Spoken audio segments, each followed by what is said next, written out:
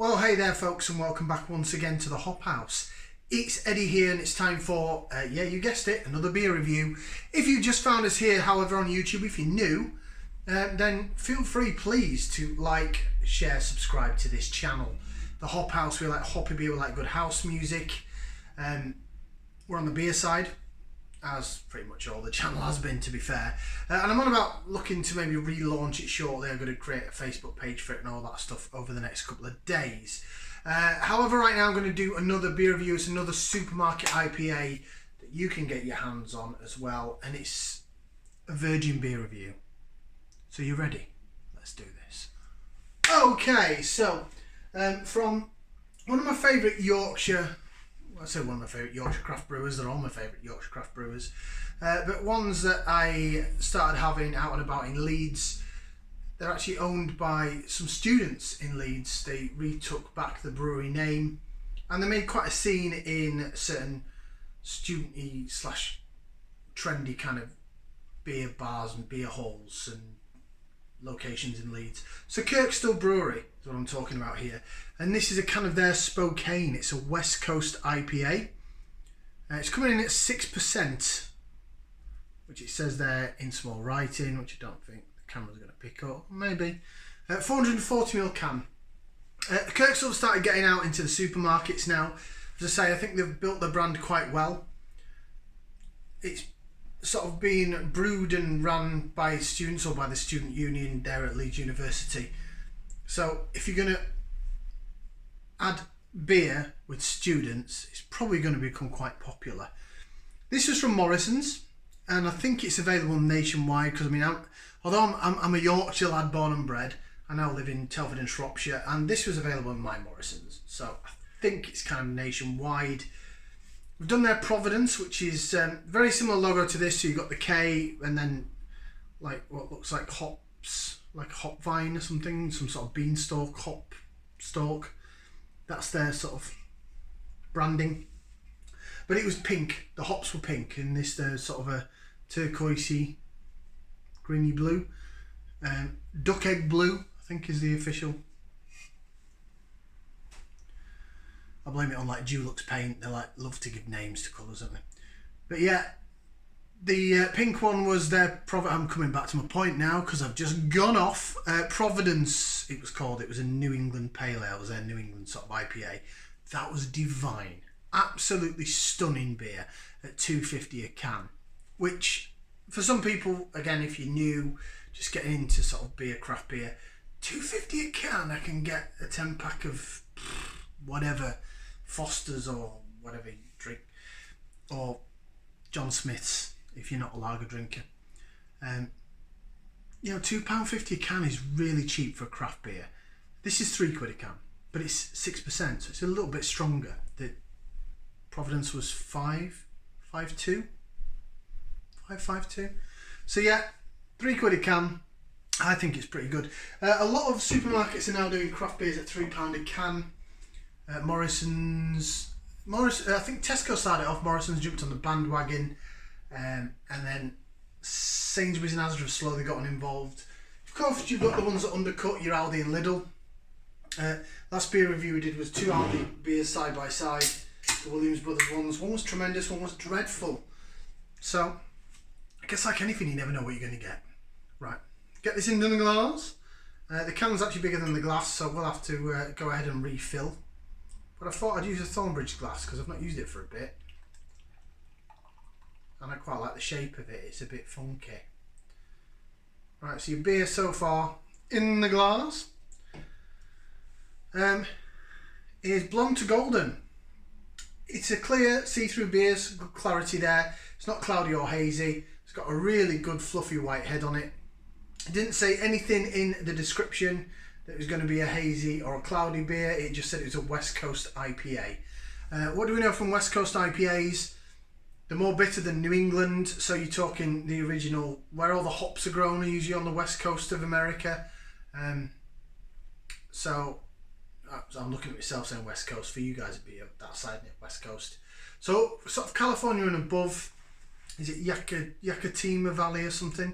I think it might be a Native American sort of reserve, but they really know their hops over there, all your American hops, like your C hops that we've discussed many times on the channel. So American hops, if you are new, I'll just quickly explain. American hops are hops that are grown in a warmer climate, and they produce more tropical and citrusy fruit vibe. With a West Coast style IPA, which this is claiming to be, they add the hops as part of the water and everything in the boil kettle, to whack the hops in. And what that does is it does give off this wham of citrus, lemon, lime, grapefruit, maybe pithy orange, sometimes mango, depends on the hop. But it will bring out the bitterness in it, and then you should be left with an aftertaste that rips out your tongue and just goes, wow! That's what a good West Coast will do. Especially if it's got citra in it and it's been added in the boil. So here we go, that is your beer in the glass. Yeah, nice sort of blondie golden colour, white head on it. Some nice carbonation going up, but it's clear and it's got good clarity, should I say, to it. This is the point in the video then, again, if you're new, welcome along. We're going to go for the aroma. So we get that into there, and I call it, we'll give it a whiff, see what we can sniff.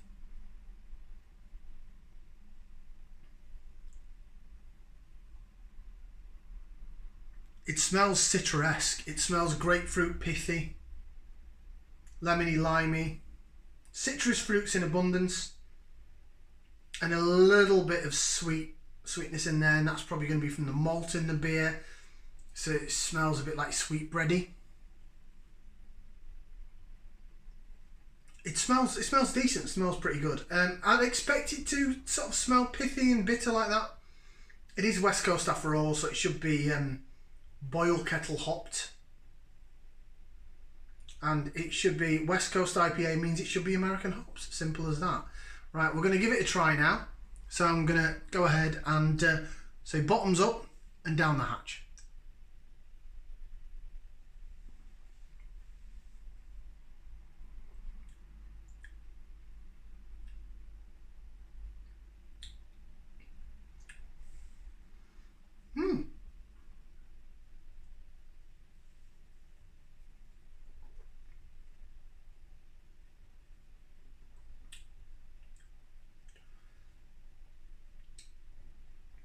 Oh, there it is. Oh, I had to wait a bit for that.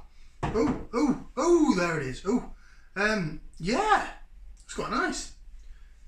That's rather pleasant. Oh, and it's staying there now. Now I'm getting the West Coast vibe. There it is. First mouthful and a half, I was a bit like, okay, I'm waiting here, you know. It's like the countdown clock conundrum's about to end, and then boo! There it is. Pardon the pun.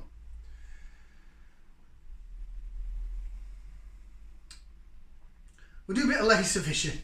Sorry, I'm just thinking about what I just actually said on camera. Apologies. Right, lace vision. So this is where I'm going to jig it about in the glass, so you can see how it laces, how it sticks to the side of the glass, how it sort of really laces around. It's just the sign of a good quality beer, basically. And then I'll run through some flavours. So a bit of lace vision brought to you by the Hop House. There you go. You don't want any of the logo showing. Look at how it swirls around in that glass. It's really good. And when you do this, for any newbies, don't even know if the camera picks it up or not, but the beer, when it just does like a little magic trick for me. So see how where the bottom of the head is there, the bubbles rise up, and when you swirl it around, it sort of fizzes up to the bottom of the head, and I just think it looks magic. Yeah, looks good. It laces really well. Look at it, look at it, look at that. Amazing. I'm easily pleased, that's all I can say. It is a bit carbonated though. Right, I'll get another mouthful in there, although I've still got the aftertaste going, and then I'll run through some flavours for you all. Or if you're American, for y'all.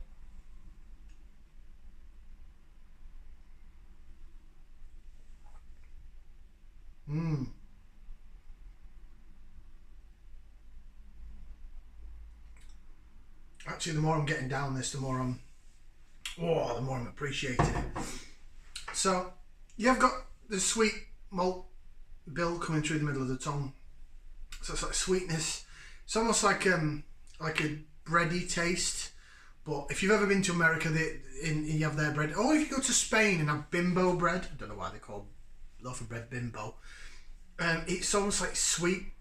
My other half, my new wife, bring on the ring, she hates it. When we used to work on cruise ships together, and the bread there was American bread, she used to hate it. So, it's too sweet. She doesn't really like muffins, when they have the like McMuffins, because she doesn't like the sweet bread. Coming back to my point, I do go off tangent quite a bit, again, if you're new.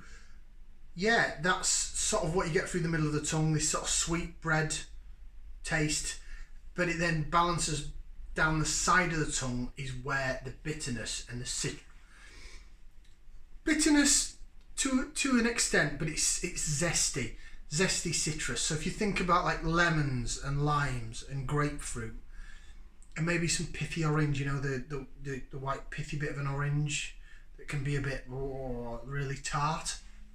That's what you're getting rolling down the side of your tongue, which you'd expect from a West Coast style. New England IPAs on the East Coast of America, or for you guys watching that way, it's usually cloudier beer, brewed with oats as part of the malt bill, and it gives off sweeter tropical like mangoes and tangerines and peach, things like that. So your West Coast style, because it's added, the hops are added in the boil, you expect it to be more bitter. Then what happens, still going on now, I don't even need to put another mouthful of the beer in my mouth, is that citrusy zestiness sort of goes, sort of still at the side of the tongue a bit, but it's really at the back of the mouth in the aftertaste, or the back end as some people call it, and it's just staying there. And some people say it's an acquired taste, right? Because you might not always want lemony, limey, pithy at the back of your mouth. But for me, personally, it was a taste I really didn't like at first. Go check out some of my Game Changer reviews when I first started up the channel. Oakham Citra, what a beer. But yeah, I didn't like the bitterness, the citrusiness at first. I was a bit like, whoa, what's that? But now I've come to like it, and I've come to expect it. Now it's one of the tastes that I reach for, especially in the West Coast.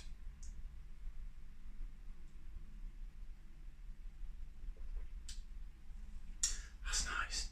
Right, we'll get the rest of the beer out and see if it goes cloudier. See if it's a can conditioned beer, because sometimes these brewers, it'll be can conditioned, so they'll leave some live sediment in the can. And usually if that happens, it hasn't on this occasion, then the beer will become cloudy and you'll see little, what looks like floaters. And it's nothing to be worried about. All it means is, this is, if it's got live sediment in it, you can chuck it on the floor like that. But if it's got live sediment in it, don't be afraid of it. All it means is that it's still a live beer, and it's still sort of conditioning in the can. And it'll just add to the flavour. It's not going to do your guts any, it's not going to make you have bad guts or anything like that.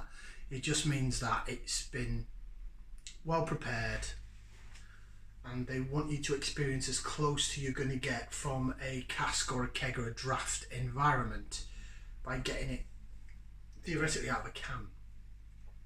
Because at the end of the day, this is from a supermarket, right? So this is from Morrisons. A lot of people now go to independent bottle shops. Well, when I say a lot of people, those that can afford it. So they'll go to independent bottle shops or craft beer bars, where a can this size may cost you £5 or £6. So for £3 a can, it's not a bad deal, really. I don't think it is. And the fresher they say the beer is, the better. And they'll look for things like sediment in it. They'll look for things like that. This doesn't have it. Pretty sure it doesn't. It's got good levels of fizz rising up. It's a cracking beer though. Really like it.